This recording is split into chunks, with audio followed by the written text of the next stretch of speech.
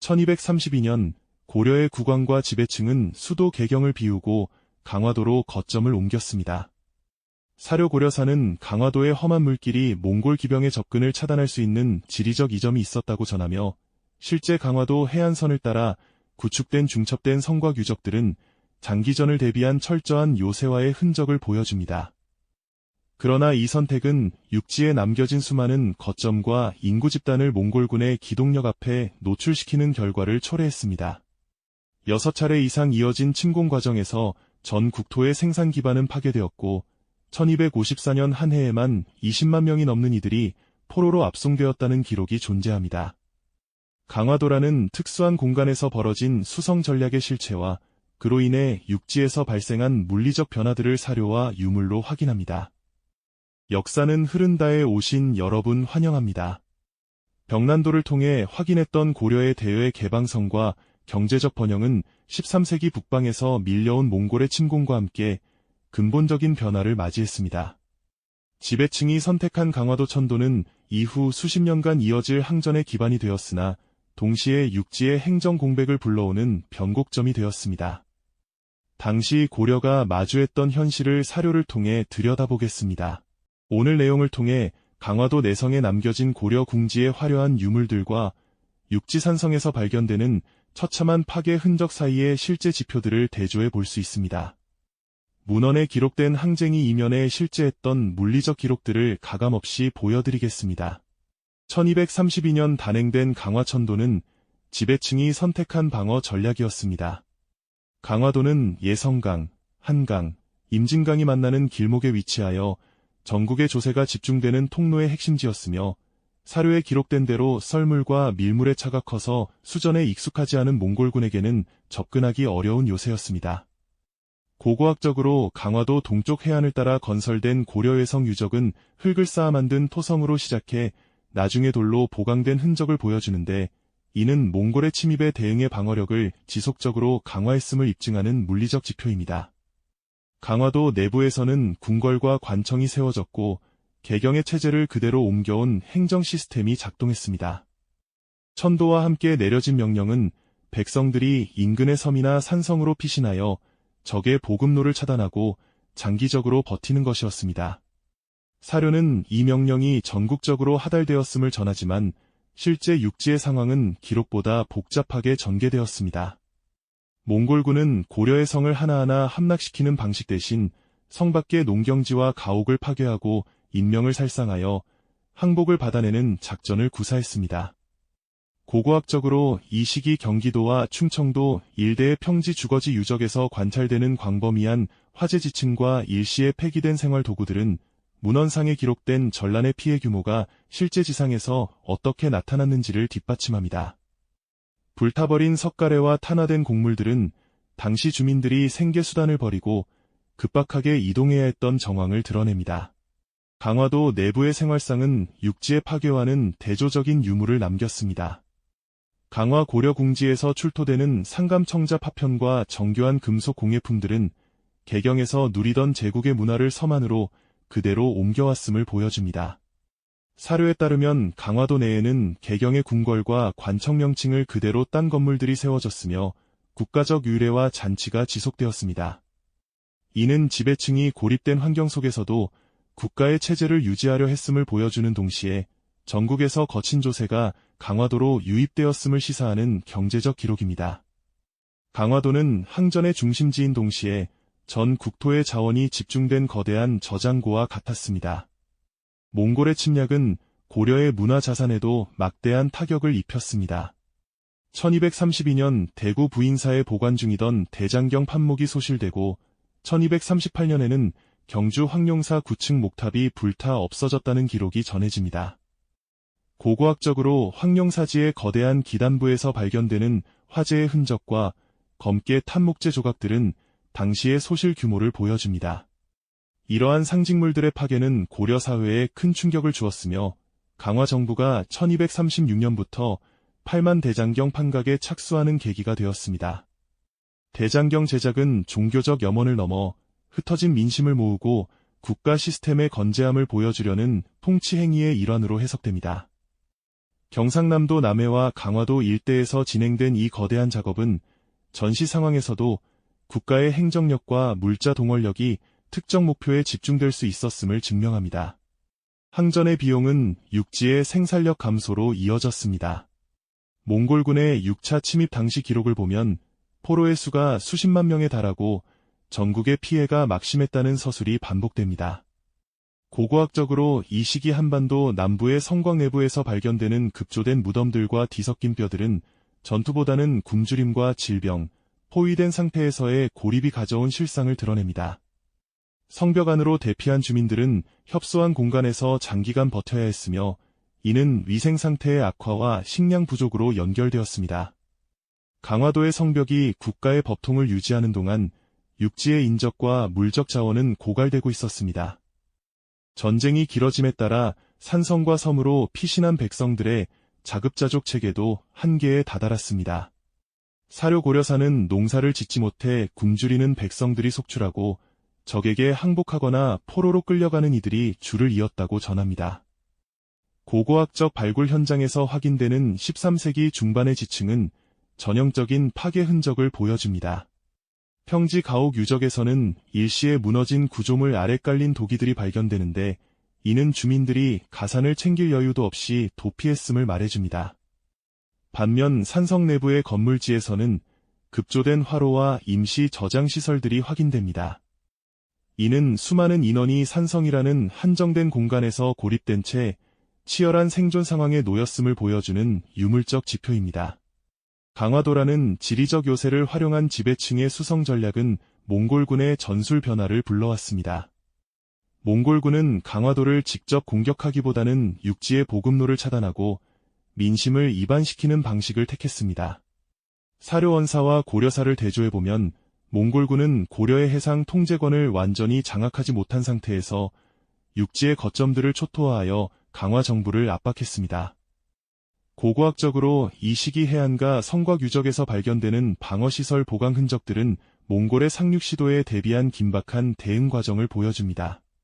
그러나 성벽 밖의 세계는 국가 행정의 사각지대가 되어갔고 그곳의 주민들은 각자 도생의 길을 찾아야 했습니다. 결국 이 시기 고려의 모습은 견고하게 구축된 강화도의 방어막과 그 밖에서 벌어진 파괴적인 소모전이 공존하는 상태였습니다. 사료의 기록과 고고학적 유구는 항쟁이라는 거대한 명분 아래 실제했던 물리적 손실과 인적 희생의 규모를 가리키고 있습니다. 강화도의 성벽이 무너지지 않는 동안 육지의 산과들은 거대한 전쟁터가 되었고 그 현장에는 국가의 지원 없이 맨몸으로 적을 상대해야 했던 사람들의 흔적이 층층이 쌓여갔습니다. 이제 시선은 강화도의 명령이 닿지 않던 곳, 이름 없는 이들이 성을 지키기 위해 직접 무기를 들었던 현장으로 향합니다. 강화도로 수도를 옮긴 지배층의 행정력이 미처 닿지 못했던 육지의 거점들에서는 사료에 기록된 것보다 훨씬 더 치열한 물리적 충돌이 발생했습니다. 1232년 처인성 전투는 그 대표적인 사례입니다. 사료 고려사는 승려 김윤후와 처인 부곡의 하층민들이 몽골의 장수 살리타를 사살하며 승리를 거두었다고 기록합니다.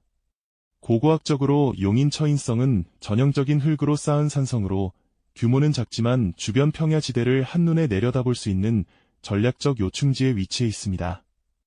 이곳에서 발견되는 탄화된 곡물들과 화살촉 유물들은 당시 정규군이 아닌 부곡민들이 성 안에 비축된 군량미를 지키기 위해 얼마나 밀도 높은 방어전을 수행했는지를 보여주는 객관적인 지표입니다. 이 전투의 승리는 단순히 우연한 결과가 아니었습니다. 사료를 정밀 분석해보면 몽골군은 수성에 특화된 고려의 성곽 구조를 무너뜨리기 위해 다양한 공성 무기를 동원했으나 처인성과 같은 소규모 토성은 오히려 기동력을 중시하는 몽골 기병의 진입을 까다롭게 만드는 지형적 변수로 작용했습니다.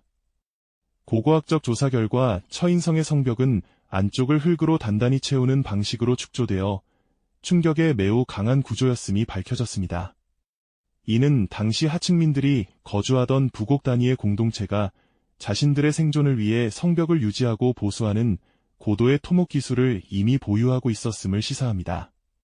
전쟁의 기록 속에서 이 하층민들의 항전은 국가 시스템의 공백을 스스로 메운 결과였습니다. 이어지는 1253년 충주성 전투 역시 사료와 고고학적 지표가 일치하는 중요한 지점입니다. 몽골군이 충주를 포위했을 때 지배층은 성을 버리고 달아났으나 노비와 하층민들이 끝까지 성을 지켜냈다는 기록이 전해집니다.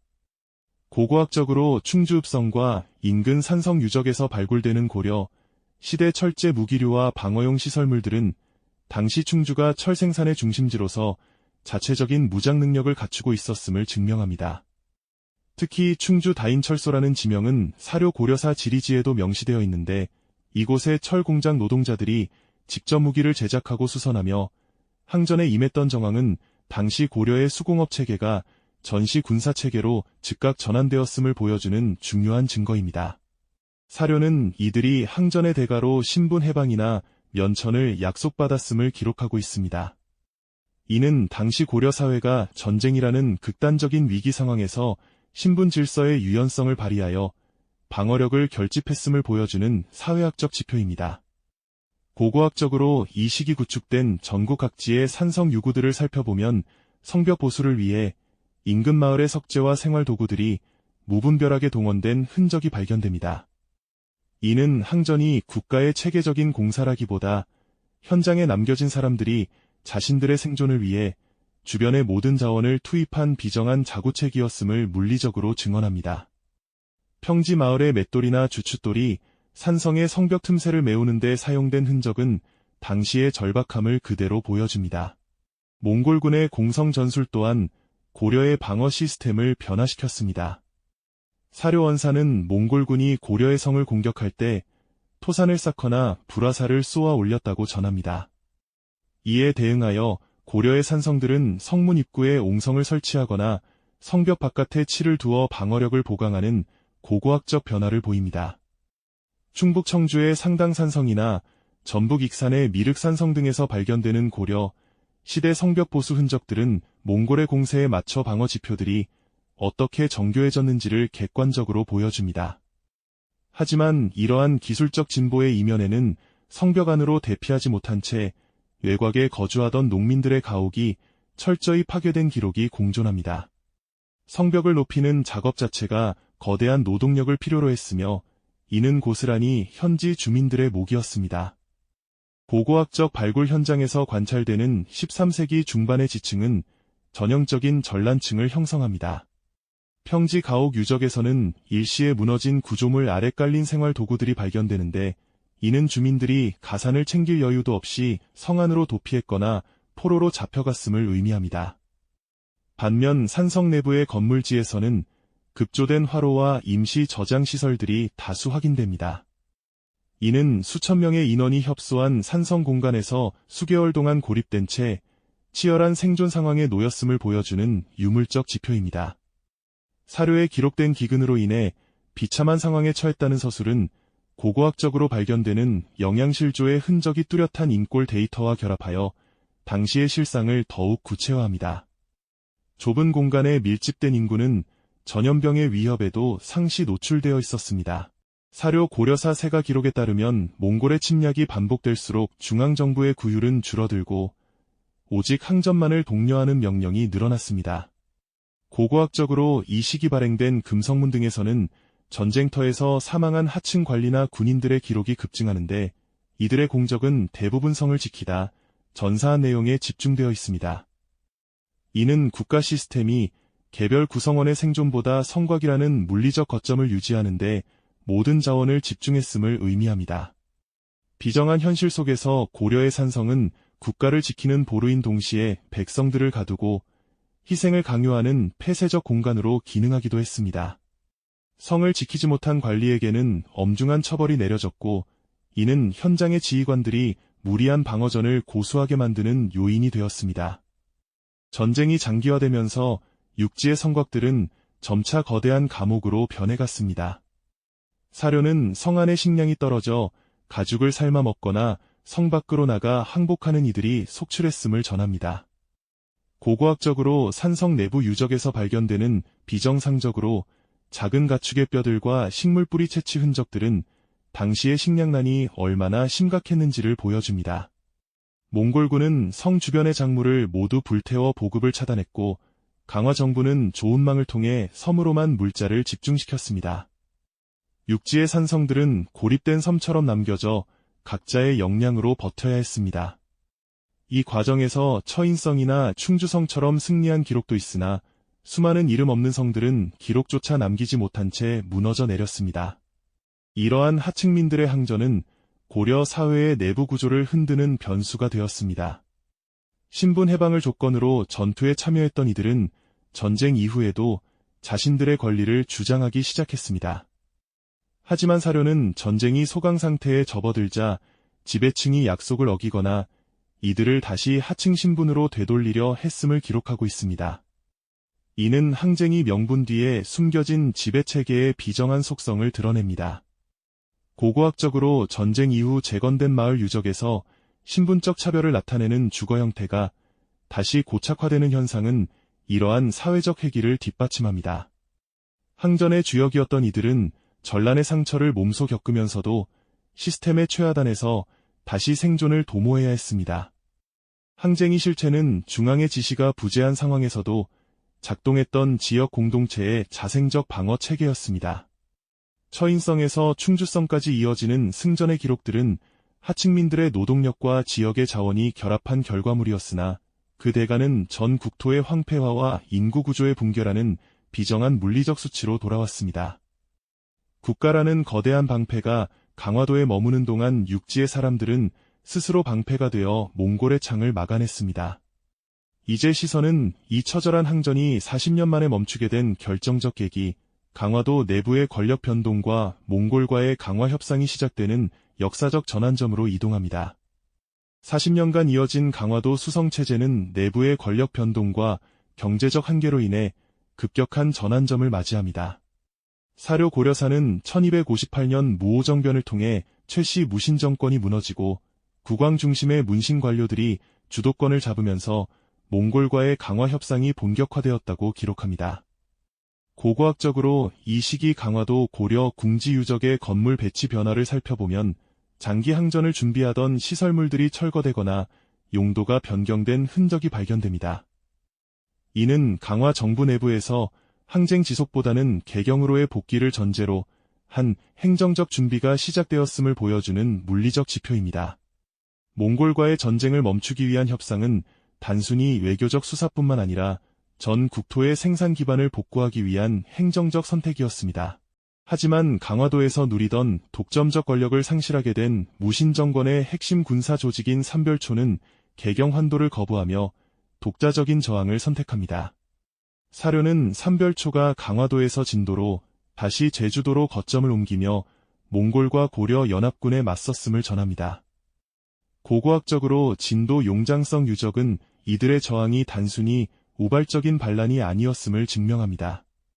용장성은 산맥과 계곡을 이용한 독특한 성곽 구조를 띠고 있는데 성 내부에서 발굴된 대규모 건물지는 삼별초가 진도를 새로운 제국의 수도로 상정하고 정교한 통치 시스템을 구축하려 했음을 시사합니다. 특히 이곳에서 발견되는 개경 양식의 고급 기와와 청자 파편들은 강화도에 집중되어 있던 물적 자원과 인적 기술이 진도로 대거 이동했음을 보여주는 객관적 지표입니다. 삼별초의 이동 경로는 고려 연안의 해상 조울로와 정확히 일치합니다. 사료는 이들이 진도에 거점을 두고 남해안 일대의 조세미를 장악하여 강화도와 개경으로 향하는 보급로를 차단했음을 기록합니다. 이는 삼별초가 단순한 군사 집단을 넘어 고려의 경제적 혈관인 해상 물류망을 통제함으로써 새로운 국가 시스템을 유지하려 했음을 의미합니다. 고고학적으로 진도와 완도 일대의 해안 성곽 유적에서 발견되는 고려 후기의 저장시설과 무기류 유물들은 삼별초가 해상 방어력을 극대화하여 몽골 기병의 약점인 수전을 강요하는 전략을 고수했음을 뒷받침합니다. 하지만 이러한 거점 확보는 인근 지역 주민들에게 또 다른 전쟁의 부담을 지우는 결과로 이어졌습니다. 1271년 진도가 함락된 후 삼별초가 마지막으로 향한 곳은 제주도였습니다. 사료는 김통정이 이끄는 잔존 세력이 제주도 항파두리에 성을 쌓고 끝까지 저항했다고 전합니다. 고고학적으로 제주 항파두리 항목 유적은 토성과 석성을 결합한 복합적인 방어 구조를 보여줍니다. 성벽 내부에서 발견되는 거대한 철제속과 대규모 군사 막사부지는 제주도가 단순히 피난처가 아니라 장기간의 봉쇄를 견디기 위한 자급자족형 요새로 설계되었음을 증언합니다. 특히 이곳에서 출토되는 고려 본토 양식의 도자기와 화살촉들은 제주도 원주민의 유물과는 뚜렷하게 구별되는데, 이는 외부에서 유입된 군사 집단이 섬 전체의 자원을 전시체제로 재편했음을 보여주는 유물적 지표입니다. 몽골과 고려 연합군의 공성 전략은 제주도에서 가장 비정한 형태로 전개되었습니다. 사료 원사와 고려사는 연합군이 수백 척의 함선을 동원하여 제주도를 포위하고 대대적인 상륙작전을 감행했음을 상세히 기록하고 있습니다. 고고학적 조사 결과 항파두리 성벽 곳곳에서 관찰되는 집중적인 화살 흔적과 파괴된 성문의 유구는 당시의 전투가 얼마나 치열했는지를 물리적으로 입증합니다. 삼별초의 패배와 함께 고려의 공식적인 항쟁 기록은 종결되었으나, 그 결과로 제주도는 몽골의 직속 관리기구인 탐라총관부가 설치되는 등 제국의 주권이 훼손되는 전환점을 맞이합니다. 이 40년 이상의 전란이 고려 사회에 남긴 고고학적 상흔은 매우 깊습니다. 13세기 후반 지층에서 공통적으로 관찰되는 현상은 전형적인 고려 중기 양식의 유물들이 급격히 퇴보하거나 소멸하고 대신 제작 기법이 단순화된 대량 생산 도기들이 늘어난다는 점입니다. 이는 장기간의 전쟁으로 인해 숙련된 장인 집단이 해체되고 화려한 문화를 향유하던 지배층의 자산 규모가 축소되었음을 의미합니다. 사료에 기록된 국가 재정의 파탄과 인구 감소는 발굴 현장에서 발견되는 위축된 주거 공간과 조잡해진 부장품들을 통해 그 실체가 더욱 명확해집니다. 항쟁이 명분 뒤에는 고려라는 시스템 자체가 하향 평준화되는 퇴보의 기록이 존재했습니다. 또한 몽골과의 강화 이후 개경으로 돌아온 고려는 이전과는 전혀 다른 국가로 변모해 있었습니다. 사료는 왕실의 칭호가 격화되고 관제가 축소되었으며 몽골의 풍습인 변발과 호복이 강요되었음을 기록합니다. 고고학적으로 이 시기 무덤 양식을 살펴보면 전통적인 고려식 양식의 몽골식 요소가 혼합된 독특한 지표들이 등장하기 시작합니다. 이는 고려가 몽골이라는 거대 제국의 질서 안으로 강제로 편입되었음을 보여주는 사회학적 증거입니다. 40년의 항쟁 끝에 얻어낸 것은 독립의 완벽한 유지가 아니라 몽골 제국의 파트너이자 하부 구조로서 생존을 이어가는 현실이었습니다. 항쟁이 종말은 명분과 실리 사이에서 갈등했던 시스템의 한계를 보여줍니다. 강화도에서 진도로, 제주도로 이어지는 저항의 궤적은 고려인의 강인함을 보여주는 기록이기도 하지만, 그 과정에서 소모된 국력과 파괴된 민생의 지표는 역사가 치러야 했던 가격을 냉정하게 가리키고 있습니다. 몽골의 말발구발의 국토는 황폐해졌고 개경으로 돌아온 국왕의 권위는 예전 같지 않았습니다. 이제 항쟁을 멈춘 고려는 가해자인 몽골의 동반자가 되어 또 다른 전쟁의 도구로 동원되는 비정한 다음 장으로 들어갑니다. 제국의 파트너가 된 고려의 앞날에는 일본 원정이라는 거대한 소용돌이가 기다리고 있었습니다. 40년의 항전이 끝난 후 개경으로 돌아온 고려는 겉모습부터 근본적인 변화를 겪게 됩니다. 사료 고려사는 국왕이 몽골의 부마, 즉 사위가 되면서 왕실의 격이 낮아지고 관제 또한 충렬왕 시기를 기점으로 대폭 축소되었음을 기록합니다. 고고학적으로 이 시기 개경 만월대 궁궐터에서 발견되는 건축 부재들은 이전 시기에 장대하고 화려한 양식에서 벗어나 실용적이고 축소된 형태를 띠기 시작합니다. 이는 고려가 더 이상 독자적인 황제국 체제를 유지하지 못하고 몽골 제국의 하부 단위로 편입되었음을 보여주는 물리적 지표입니다. 강화도에서 지켜내고자 했던 국가의 법통은 몽골의 거대 질서 속에서 그 색채를 잃어갔습니다. 가장 비정한 변화는 고려의 국토가 몽골의 또 다른 전쟁을 위한 병참기지로 전락했다는 사실입니다. 사료는 몽골이 일본을 정벌하기 위해 고려의 전함 건조와 군량미 조달을 강요했음을 상세히 전합니다. 1274년과 1281년 두 차례에 걸친 일본 원정을 위해 고려는 수만 명의 인력과 수백 척의 함선을 단기간에 투입해야 했습니다. 고고학적으로 전라남도 나주나 경상남도 창원 등 해안가 유적에서 발견되는 이 시기의 대규모 선박 제조 흔적과 철제 무기 생산 유구들은 당시 고려의 모든 산업 역량이 일본 원정이라는 단일 목표의 강제로 집중되었음을 증명합니다. 항쟁이 상흔이 채 가시기도 전에 백성들은 다시 전쟁의 도구로 동원되었습니다. 일본 원정에 동원된 고려의 자원 규모는 사료 원사에서도 확인될 만큼 압도적이었습니다. 900척에 달하는 전함을 건조하기 위해 전국에서 수천 그루의 소나무가 베어졌고, 이는 고려의 산림 자원에 회복하기 힘든 타격을 입혔습니다. 고고학적으로 13세기 후반 지층에서 목재 건축물의 질이 급격히 떨어지고 화목용수대 산출량이 변동하는 양상은 이러한 급격한 환경 변화와 자원 수탈을 뒷받침합니다. 강화도 수성 시기에는 내부 자원을 보존하려 애썼으나 몽골의 동반자가 된 이후에는 제국의 요구에 따라 모든 자산을 소모해야 하는 처지에 놓였습니다. 이 시기 고려 사회 내부에 침투한 몽골 풍습 또한 고고학적 지표로 확인됩니다.